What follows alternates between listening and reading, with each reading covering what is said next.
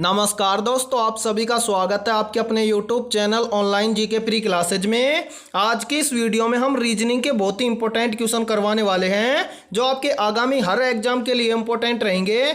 और ये हमारा रीजनिंग का 12वां पार्ट है।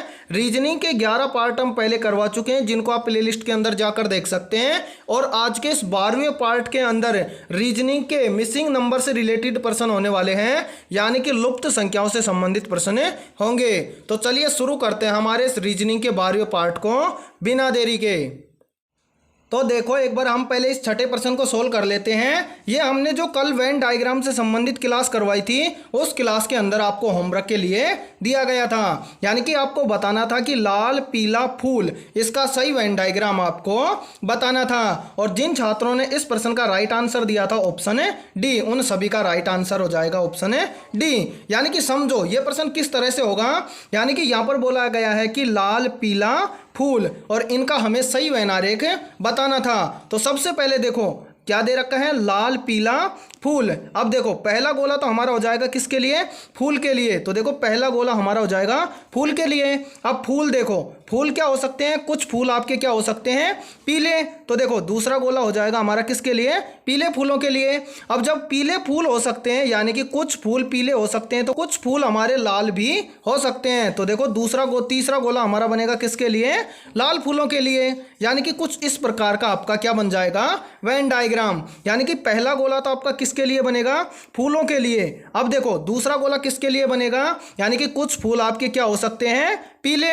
और इसी प्रकार से देखो कुछ फूल आपके क्या हो सकते हैं, लाल। तो देखो इस प्रकार से आपका वेन डायग्राम बन जाएगा जो कि हमें ऑप्शन डी के अंदर दिया हुआ है। तो सभी का राइट आंसर हो जाएगा क्या, ऑप्शन डी। तो चलिए आज की हमारी इस वीडियो को शुरू करते हैं जो कि हमारे किससे संबंधित होने वाली है, लुप्त संख्याओं से। पहला प्रश्न है आप सभी के सामने, नीचे दिए गए प्रश्न में लुप्त संख्या ज्ञात करें। यानी कि ये पहला प्रश्न हमारा मिसिंग नंबर से संबंधित प्रश्न दिया हुआ है और हमें बताना है कि इस प्रश्न चिन्ह के स्थान पर कौन सी संख्या आएगी। तो हम ऐसे प्रश्नों को एग्जाम में फटाफट से किस तरह से सोल्व करेंगे। तो सबसे पहले देखो ऐसे प्रश्नों को सोल्व करने के दो तरीके हैं।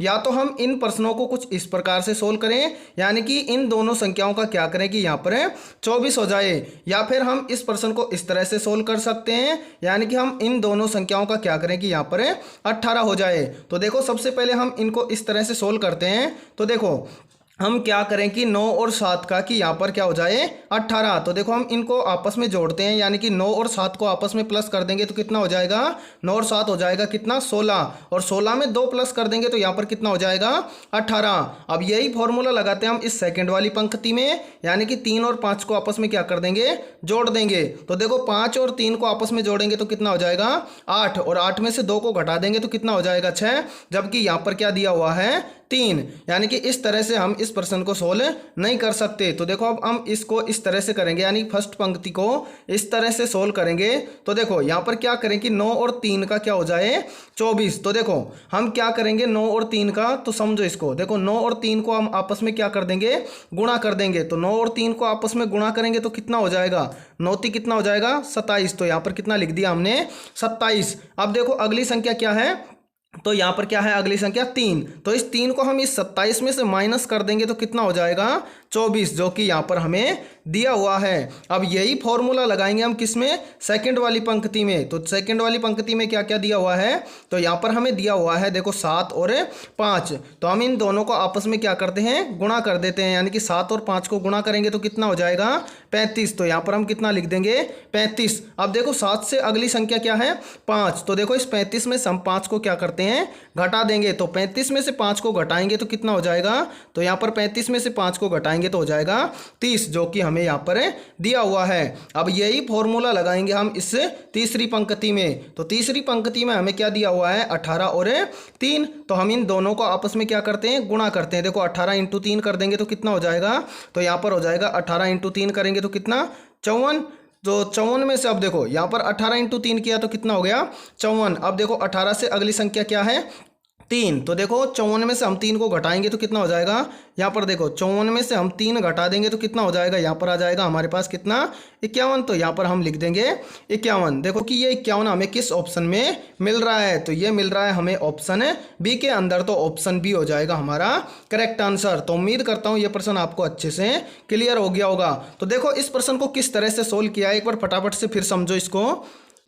देखो इस प्रश्न को किस तरह से सोल्व किया है, यानी कि देखो पहली पंक्ति के अंदर क्या क्या दिया हुआ है, 9 और 3। तो इन दोनों को आपस में क्या किया है, गुणा किया है, और गुणा करने के बाद में अगली संख्या को क्या किया है, घटा दिया है। तो देखो 9 × 3 करेंगे तो कितना हो जाएगा, 9 3 27। तो यहाँ पर हमने क्या लिख दिया 27। अब 27 में से देखो इस 3 को घटा देंगे तो कितना हो जाएगा 24। तो यहाँ पर देखो लिख दिया कितना 24, जो कि यहाँ पर दिया हुआ है। अब यही फॉर्मूला लगाएंगे हम सेकंड पंक्ति में। तो देखो सेकंड पंक्ति में किस किस का गुणा करेंगे, तो यहाँ पर है 7 और 5। तो 7 और 5 का आपस में क्या कर देंगे, गुणा। तो 7 पंजू कितना होता है 35, और अगली संख्या क्या है 7 से आगे कितना है 5। तो इस 5 को हम इस 35 में से क्या कर देंगे, घटा देंगे। तो देखो 35 में से 5 को घटाएंगे तो कितना आ जाएगा 30, जो कि हमें यहाँ पर सेकंड पंक्ति में मिल रहा है। अब यही फॉर्मूला लगाएंगे हम किसके अंदर, तीसरी पंक्ति में। तो यहाँ पर क्या क्या दिया हुआ है 18 और 3। जब हम 18 और 3 का आपस में क्या कर देंगे, गुणा कर देंगे तो कितना आएगा 18 3 कितना होता है 54। तो यहाँ पर लिख दिया 54। अब देखो 18 से आगे कौन सी संख्या है 3। तो 54 में से 3 को हम क्या कर देंगे, घटा देंगे तो कितना आ जाएगा, 54 में से 3 को हम घटाएंगे तो कितना आएगा 51। अब ये देखो कि ये 51 हमें किस ऑप्शन में मिल रहा है, तो ये 51 मिल रहा है हमें ऑप्शन बी के अंदर। तो ऑप्शन बी हो जाएगा हमारा करेक्ट आंसर। तो उम्मीद करता हूं ये प्रश्न आपको अच्छे से क्लियर हो गया होगा। और आज की इस कंप्लीट वीडियो के अंदर मिसिंग नंबर यानी कि लुप्त संख्या से संबंधित प्रश्न होंगे। तो इस वीडियो को आपको कंप्लीट देखना है, और ऐसे प्रश्न एग्जाम में हमेशा पूछे जाते हैं। तो चलिए अगला प्रश्न देखते हैं। सेकंड प्रश्न है आप सभी के सामने, नीचे दिए गए विकल्पों में से लुप्त संख्या ज्ञात करें। यानी कि सेकंड प्रश्न भी हमारा लुप्त संख्या से संबंधित प्रश्न है, और हमें बताना है कि इस प्रश्न चिन्ह के स्थान पर कौन सी संख्या आएगी। तो देखो ऐसे प्रश्नों को हम एग्जाम में फटाफट से किस तरह से सोल्व करेंगे, तो ऐसे प्रश्नों को जब हम एग्जाम में सोल्व करेंगे तो सबसे पहले हमें स्क्वायर और क्यूब आने चाहिए, और स्क्वायर और क्यूब हमें आएंगे तो हम ऐसे प्रश्नों को बहुत जल्दी सोल्व करेंगे। तो यहाँ पर सबसे पहले थोड़ा सा दिमाग लगाओ कि ये 4, देखो यहां पर क्या दिया हुआ है 4, फिर क्या दिया हुआ है 9, और फिर क्या दिया हुआ है 16, और उसके बाद में हमें बताना है कि इस प्रश्न चिन्ह के स्थान पर कौन सी संख्या आएगी। तो सबसे पहले देखो कि ये 4 किसका स्क्वायर या क्यूब हो सकता है। तो देखो ऐसे प्रश्नों को सोल्व करेंगे तो यहां पर देखो 4 किसका स्क्वायर होगा, तो यहां पर हो जाएगा देखो 4 हो जाएगा 2 का स्क्वायर, और 2 का स्क्वायर कितना होता है, तो 2 का स्क्वायर होता है 4, जो कि हमें यहां पर मिल रहा है। उसके बाद में देखो कि ये 9 किसका स्क्वायर या क्यूब हो सकता है। तो आपको स्क्वायर या क्यूब आएंगे तो आप फटाफट से बताओगे कि 9 किसका स्क्वायर या क्यूब है। तो देखो 3 का स्क्वायर है क्या 9, तो यहां पर हम लिख देंगे 9, यानी कि 3 का स्क्वायर करेंगे तो कितना हो जाएगा 9। अब आगे देखो 16 किसका स्क्वायर होगा, तो देखो 16 किसका स्क्वायर या क्यूब हो सकता है। तो देखो यहां पर 16 हो जाएगा आपका 4 का स्क्वायर, 4 का स्क्वायर कितना होता है 16। अब यहां पर थोड़ा सा दिमाग लगाओ कि यहां पर सीरीज किस प्रकार से बढ़ रही है। देखो पहले क्या हुआ है 2 का स्क्वायर, फिर क्या हुआ है 3 का स्क्वायर, उसके बाद में क्या हुआ है 4 का स्क्वायर। अब आगे बताओ कि किसका स्क्वायर होगा, यानी कि देखो 2 के बाद में क्या 3, 3 के बाद में क्या 4, अब 4 के बाद में क्या हो जाएगा 5। तो 5 का स्क्वायर करेंगे तो कितना हो जाएगा, 5 का स्क्वायर होता है कितना 25। अब देखो कि ये 25 हमें किस ऑप्शन में मिल रहा है, तो ये 25 मिल रहा है हमें ऑप्शन ए के अंदर। तो ऑप्शन ए हो जाएगा हमारा करेक्ट आंसर। यानी कि प्रश्न चिन्ह के स्थान पर कितना भरा जाएगा, तो प्रश्न चिन्ह के स्थान पर भरा जाएगा 25, यानी कि ऑप्शन ए हो जाएगा सभी का करेक्ट आंसर। तो उम्मीद करता हूं ये प्रश्न भी आपको अच्छे से क्लियर हो गया होगा। देखो ऐसे प्रश्नों को समझने में आपको टाइम लगेगा, जब आप इन प्रश्नों को अपने स्तर से सोल्व करोगे तो फटाफट से इन प्रश्नों को सोल्व करोगे। देखो किस तरह से फटाफट से सोल्व करोगे। सबसे पहले देखो 4 का क्या कर दोगे, सॉरी यहाँ पर 4 लाने के लिए क्या करोगे 2 का स्क्वायर, 2 का स्क्वायर कितना होता है 4, और देखो फिर क्या है 9, 9 का यानी कि 9 लाने के लिए किसका स्क्वायर करोगे, तो 9 लाने के लिए 3 का स्क्वायर करोगे। उसके बाद में देखो 9 लाने के लिए 3 का स्क्वायर किया तो कितना है 9। उसके बाद में 16 लाने के लिए किसका स्क्वायर करेंगे 4 का। अब इसी प्रकार से एक सीरीज बन गई 2 3 और 4, फिर किसका स्क्वायर करेंगे 4 के बाद में 5 का, तो 5 का स्क्वायर कितना होता है 25। इस तरह से आप फटाफट से इन प्रश्नों को सोल्व करोगे। तो चलिए अगला प्रश्न देखते हैं ऐसे ही लुप्त संख्याओं से संबंधित। तीसरा प्रश्न है आप सभी के सामने, नीचे दिए गए विकल्पों में से लुप्त संख्या ज्ञात करें। यानी कि ये तीसरा प्रश्न भी हमारा सेकंड वाले प्रश्न की तरह ही है और इसको भी हम उसी की तरह सोल्व करेंगे। तो सबसे पहले आपको क्या करना है, इस वीडियो को रोकना है। रोकने के बाद में अपने स्तर से सोल्व करके हमें बताना है कमेंट में कि इस प्रश्न चिन्ह के स्थान पर कौन सी संख्या भरी जाएगी। तो आप इस प्रश्न को जरूर सोल्व करना। तो देखो इसको हम किस तरह से सोल्व करेंगे। सबसे पहले देखो यहाँ पर क्या दिया हुआ है 8, उसके बाद में क्या है 64, फिर क्या है 216 और हमें क्या पूछ रहा है कि इस प्रश्न चिन्ह के स्थान पर कौन सी संख्या आएगी। तो देखो इस प्रश्न को हम किस तरह से सोल्व करेंगे। तो सबसे पहले देखो ये 8 उसी सेकंड वाले प्रश्न की तरह देखना है कि ये 8 किसका स्क्वायर या क्यूब है। तो देखो ये 8 किसका क्यूब हो जाएगा। तो देखो 2 का क्यूब कितना होता है, तो 2 का क्यूब होता है 8। क्यूब का मतलब क्या होता है, यानी कि जिस संख्या का हम क्यूब करते हैं, यानी कि देखो यहाँ पर कितने का क्यूब है 2 का, तो 2 का मल्टीप्लाई कर देंगे किसके साथ 3 के साथ, और वो भी कितनी बार 3 बार। तो 2 का क्यूब कितना हो जाएगा 8। उसी प्रकार से आगे देखो यहाँ पर क्या दिया हुआ है 64। अब देखो कि 64 किसका क्यूब या स्क्वायर होगा। तो देखो 64 किसका क्यूब हो जाएगा, तो 64 हो जाएगा आपका 4 का क्यूब। अब देखो 4 का क्यूब कितना हो जाएगा, तो 4 का क्यूब होता है कितना 64। तो यहाँ पर हम लिख देंगे कितना 64। अब उसके बाद में आगे देखो यहाँ पर क्या है 216। तो 216 किसका स्क्वायर या क्यूब है, तो 216 हो जाएगा आपका 6 का क्यूब। तो यहाँ पर कितना लिख देंगे हम 6, और 6 का क्यूब कितना होता है, तो 6 का क्यूब होता है 216। अब देखो उसी प्रश्न की तरह की यहाँ पर क्या सीरीज बनी है, तो यहाँ पर भी एक सीरीज बनी है। देखो 2 फिर 4 और 4 के बाद में कितना हुआ है 6। अब 6 के बाद में कितना आएगा, तो 6 के बाद में हो जाएगा 8। तो यहाँ पर हो जाएगा 8। अब सभी में क्या किया है क्यूब, तो यहाँ पर भी हम क्या कर देंगे 8 का क्यूब। अब 8 का क्यूब कितना होता है, तो 8 का क्यूब होता है आपका 512। तो देखो यहाँ पर क्या हो जाएगा 512। अब देखो कि ये 512 हमें किस ऑप्शन में देखने को मिल रहा है, तो ये मिल रहा है हमें ऑप्शन डी के अंदर। तो ऑप्शन डी हो जाएगा हमारा करेक्ट आंसर। तो उम्मीद करता हूँ ये प्रश्न भी आपको अच्छे से क्लियर हो गया होगा। तो चलिए अगला प्रश्न देखते हैं। चौथा प्रश्न है आप सभी के सामने, नीचे दिए गए विकल्पों में से लुप्त संख्या ज्ञात करें। यानी कि हमें बताना है कि इस प्रश्न चिन्ह के स्थान पर कौन सी संख्या भरी जाएगी। तो देखो ऐसे प्रश्नों को हम किस तरह से सोल्व करेंगे, जब भी आपको लुप्त संख्या से रिलेटेड प्रश्न मिले तो सबसे पहले देखना है कि वो किसका स्क्वायर या क्यूब हो रहा है, और ऐसा ना मिले तो हम भाग या गुणा या फिर क्या करके देखेंगे प्लस या अंतर करके देखेंगे। तो सबसे पहले देखो यहाँ से क्या हुआ है 6 से 7, और उसी प्रकार से देखो 7 से क्या हुआ 38, और 38 से हमें बताना है कि इस प्रश्न चिन्ह के स्थान पर कौन सी संख्या भरी जाएगी। तो सबसे पहले हम अंतर करके देखते हैं पहली बार। तो देखो 6 में से 7 यानी कि क्या हुआ, अंतर करेंगे तो कितना हुआ +1, यानी कि 6 से 7 पर गए तो कितना हुआ +1।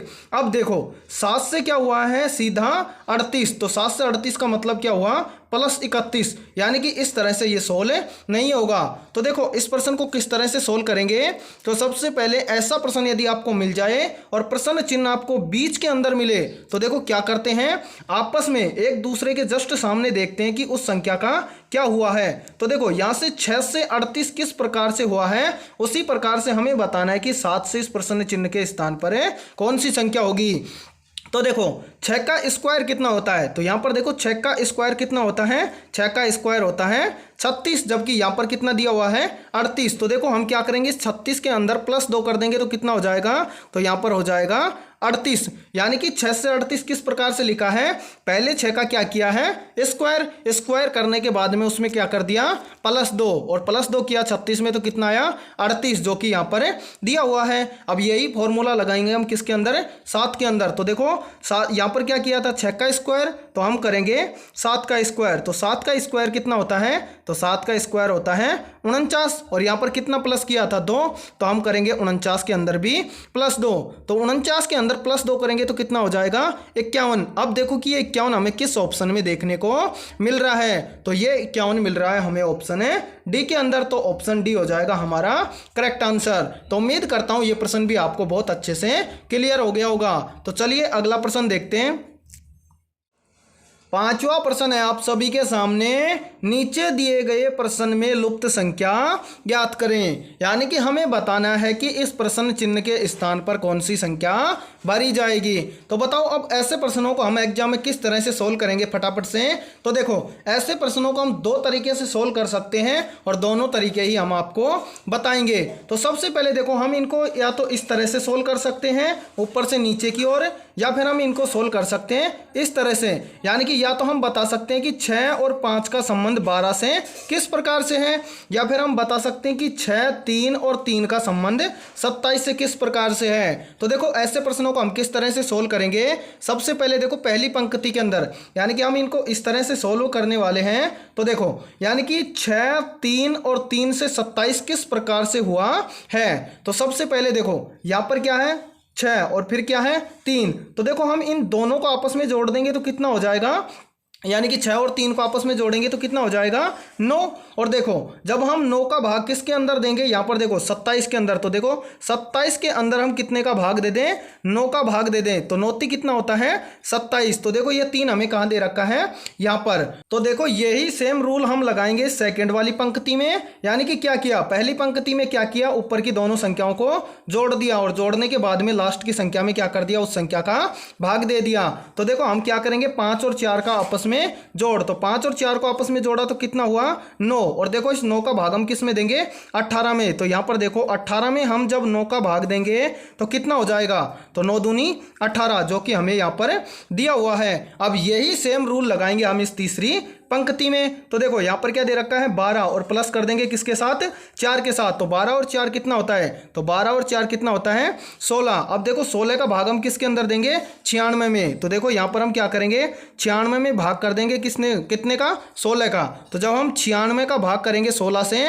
तो देखो कितना हो जाएगा 16 छिक्की 96। अब देखो कि ये 6 हमें किस ऑप्शन में देखने को मिल रहा है, तो ये मिल रहा है हमें ऑप्शन डी के अंदर। तो ऑप्शन डी हो जाएगा हमारा करेक्ट आंसर। यानी कि किस तरह से किया है इस प्रश्न को सोल्व, पहली ऊपर की दोनों संख्याओं को आपस में क्या किया है जोड़ दिया है, और जोड़ने के बाद में जो नीचे नीचे संख्या दी हुई है उसमें क्या कर दिया भाग, और इस तरह से बीच की संख्या सभी में आ गई। यानी कि देखो 12 और 4 को आपस में जोड़ा तो कितना हुआ 16, और 16 का भाग कर दिया किसमें, नीचे की संख्या क्या है 96। तो 96 में जब 16 का भाग देंगे तो कितना आ जाएगा 6, जो कि हमें यहाँ पर ऑप्शन डी में दे रखा है। यानी कि प्रश्न चिन्ह के स्थान पर कौन सी संख्या भरी जाएगी 6। ये तो हो गया हमारा पहला रूल। तो अब देखो इस प्रश्न को हम दूसरे रूल से किस तरह से सोल्व कर सकते हैं। तो सबसे पहले रूल में उसने क्या किया, इन दोनों ऊपर की संख्याओं को आपस में क्या किया जोड़ दिया, और जोड़ने के बाद में 27 में भाग दिया तो कितना आया 3। यही फॉर्मूला लगाया 5 और 4 को जोड़ा तो कितना हुआ 9 में जब यानी कि 9 का भाग कितने में दिया 18 में, तो कितना आ गया 2। और उसी प्रकार से देखो 12 और 4 को क्या कर दिया आपस में जोड़ दिया, जोड़ने के बाद कितना आया 16, और 16 में भाग दिया यानी कि 16 का भाग दिया किसमें 96 में। 96 में जब 16 का भाग दिया तो कितना आया 6। ये हमें दे रखा था ऑप्शन डी के अंदर। अब देखो दूसरा रूल हम क्या लगाएंगे, सबसे पहले देखो यहां पर क्या दे रखा है 6, और देखो 6 और हम क्या करेंगे 6 और 3 को आपस में क्या कर देंगे जोड़ देंगे। तो देखो 6 + 3 करेंगे तो कितना हो जाएगा 9, और देखो 9 का गुणा हम कर दें इस संख्या के साथ में। तो देखो 9 × 3 करेंगे तो कितना हो जाएगा 27, जो कि हमें कहां पर दे रखा है नीचे। अब देखो सेम रूल हम लगाएंगे सेकंड पंक्ति में, यानी कि ऊपर की दोनों संख्याओं को आपस में क्या करते हैं जोड़ते हैं। तो देखो ऊपर दो संख्याएं क्या है 5 और 4। तो देखो 5 + 4 करेंगे तो कितना हो जाएगा 9। तो देखो हम यहाँ कर देते हैं 9। अब देखो सेम क्या किया है, इन दोनों को जोड़ के अगली संख्या से गुणा। तो देखो हम गुणा कर देंगे, 9 का गुणा 2 से करेंगे तो कितना हो जाएगा 18, जो कि हमें यहाँ पर दिया हुआ है। अब यही रूल लगाएंगे हम किसमें, तीसरी पंक्ति के अंदर। तो देखो दोनों संख्याओं को आपस में क्या करेंगे जोड़ देंगे। तो देखो 12 और 4 को हम आपस में जोड़ेंगे तो कितना हो जाएगा 12 और 4 कितना होता है 16। अब देखो कि हम किस संख्या से इसका गुणा करें कि यहां पर 96 हो जाए।